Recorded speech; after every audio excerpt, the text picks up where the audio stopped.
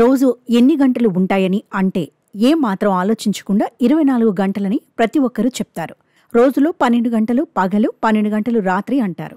ఖచ్చితంగా చెప్పాలంటే కాలాన్ని బట్టి గంట, గంటన్నర అటు ఇటు మారుతుంటాయి. ఎండాకాలంలో సూర్యుడు కాస్త ఎక్కువసేపు ఉంటే చలికాలంలో కాస్త తక్కువ సమయం ఉంటాడు. కానీ రోజులో సూర్యోదయం, సూర్యాస్తమయం మామూలే. కానీ భూమి మీద కొన్ని ప్రాంతాల్లో సూర్యోదయం అయిందంటే కొన్ని నెలల వరకు కూడా సూర్యాస్తమయం అన్న మాటే ఉండదు. 24 గంటలు వెలుతురు ఉండిపోతుంది.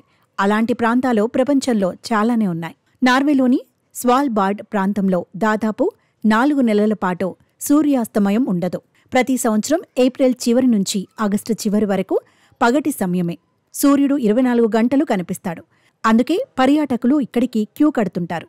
స్వీడన్లోని అబిస్కో ప్రాంతంలో కూడా ఇలానే ఉంటుంది. మే మొదటి వారం నుంచి జూలై వరకు పగటిపూట అన్నట్టే ఉంటుంది. 24 గంటలు సూర్యుడు కనిపిస్తాడు. ఐస్లాండ్లోని రెగ్జావిక్ సహా చాలా ప్రాంతాల్లో మే నెల మధ్య నుంచి జూలై మధ్య వరకు సూర్యకిరణాలు 24 గంటలు ప్రసరిస్తూనే ఉంటాయి.